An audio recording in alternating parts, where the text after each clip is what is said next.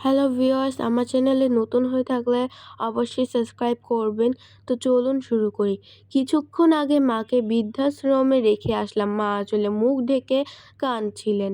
আমি আর পেছনে তাকালাম না। জানি যদি তাকাই তাহলে আমি ওভাবে মাকে রেখে আসতে পারবো না। প্রচণ্ড কষ্ট হচ্ছে আমার। চোখ ভর্তি হয়ে যাচ্ছে জলে। কিন্তু কিছুই করার নেই আমার। ভীষণ অসহায় আমি। বাবা মারা গেছেন প্রায় ৪ বছর। উনি থাকলে আজ এভাবে মাকে এখানে রেখে যেতে হতো না।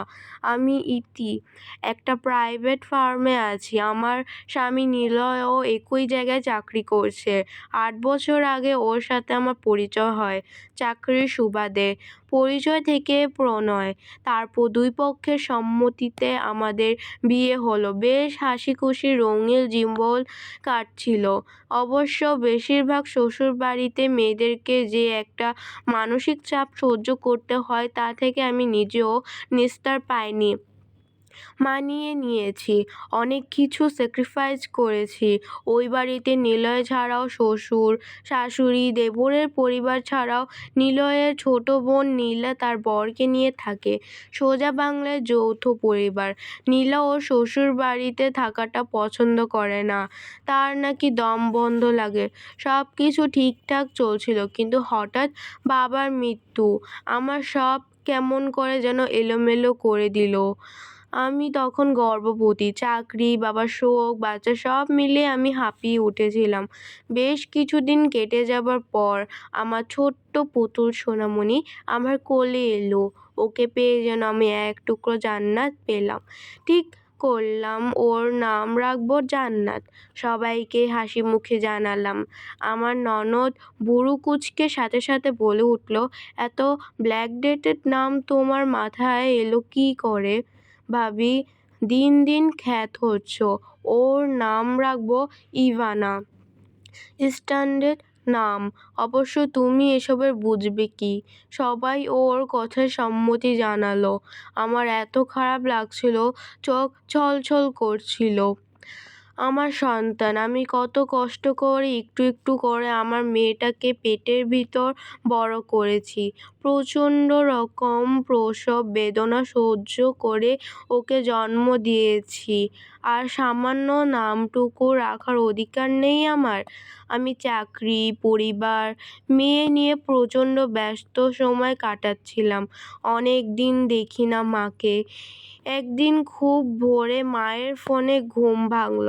এত সকালে ফোনের শব্দে চমকে গেলাম। কিছু হয়নি তো? হ্যালো মা, কি হয়েছে? কিছু না রে, এমনি তোর সাথে কথা বলতে ইচ্ছে করছিল। কী সব যে করো তুমি মা, আমাকে তো ভয় পাইয়ে দিয়েছো। ফোন রাখছি, পরে কথা বলবো। শোন মা, আমার কেন যেন কিছু ভালো লাগে না। খুব একা লাগে। রাতে ঠিকঠাক ঘুম হয় না। গত ২ রাত ঘুমাইনি। পরদিন অফিস শেষ করে মায়ের বাড়িতে গেলাম। চারপাশটা কিরকম নির্জন হয়ে আছে। কেমন জানি গুমোট দমবন্ধ একটা ভাব। বারান্দায় অল্প পাওয়ারের একটা বাতি জ্বলছে। কলিং বেল বাজানোর প্রায় সাথে সাথেই মা দরজা খুলে দিলেন। তারপর কী যেন হলো, আমাকে জড়িয়ে ধরে হাউমাউ করে কাঁদতে লাগলেন। আমি আর পারছি না রে মা। একা থাকতে থাকতে মনে হচ্ছে পাগল হয়ে যাব। আমি চারপাশটা তাকিয়ে দেখলাম, সব কিছু কেমন জরাজীর্ণ দেখাচ্ছে। সত্যি তো, মা এখানে একা কিভাবে থাকে? একটা কাজের মেয়ে আসে, সে দুপুরে এসে ঘণ্টাখানেক কাজ করে চলে যায়। মাকে কখনো এতটা অসহায় দেখিনি আমি। কয়েকদিন ধরে ভীষণ মন খারাপ দেখে নিলয় জিজ্ঞেস করলো, ব্যাপারটা কী? জানো নিলয়, কয়েকদিন আগে মাকে যখন দেখতে গিয়েছিলাম এত খারাপ লাগছিল। কেন? মা প্রচণ্ড একা। আমাকে জড়িয়ে ধরে কাঁদছিলেন। নিলয় খানিকক্ষণ নীরবতা শেষে কিছুটা সান্ত্বনা দিয়ে বলল, এখানে কার কি করার আছে?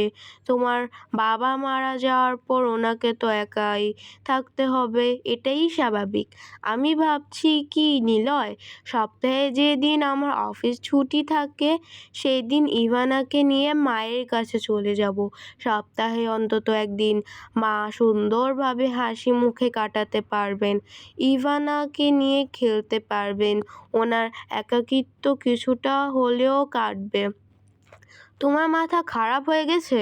সপ্তাহে একদিন ছুটি থাকে আর সেই দিনই তোমাকে তোমার বাপের বাড়িতে যে ছুটতে হবে? কেন, শ্বশুর বাড়িতে কোনো দায়িত্ব নেই তোমার? এইসব কি বলছো? আমি তো সব দায়িত্বই পালন করছি। একটা দিন শুধু আমার মাকে দিতে চেয়েছি। চুপ করো, এই বিষয়ে আর কোনো কথা হবে না। সপ্তাহে একদিনই আমি আর তুমি সারাদিন একসাথে বাসায় থাকার সুযোগ পাই। এইসব ফালতু কথা আর কখনো বলবে না। ঠিক তার পরদিন বড় খালামণি ফোন দিয়ে আমাকে হসপিটাল যেতে বললেন। মা নাকি অনেকগুলো ঘুমের ওষুধ খেয়েছেন। কাজের মেয়ে এসে দরজায় ধাক্কা দিয়ে সাড়া না পেয়ে প্রতিবেশীদের ডেকে এনেছিল। আমি ছুটে হসপিটালে গেলাম। ডাক্তারদের অনেক চেষ্টার পর মা এখন কিছুটা সুস্থ। তারপরও তাকে দেখে মনে হচ্ছে জীবন্ত একটা লাশ। নিলয় যে নিজেও আমার সঙ্গে গিয়েছিল। কেবিন থেকে বের হয়ে ওকে বললাম, মাকে ছুটি দিয়ে দিলে আমাদের বাড়িতে নিয়ে যাই।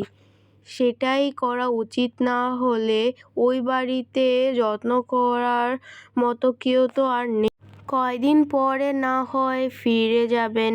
আমি ওর দিকে তাকিয়ে বললাম, আচ্ছা, এমন কি হতে পারে না আমার মা আমাদের সাথেই থাকলেন?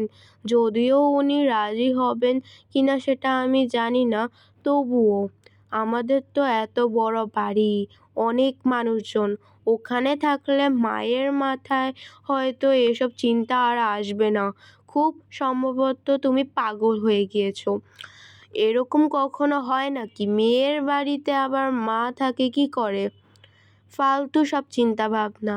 নিলয় হনহন করে হেঁটে চলে গেল। আমার আর কোনো উপায় নেই, তাই মাকে বৃদ্ধাশ্রমে দিয়ে আসলাম।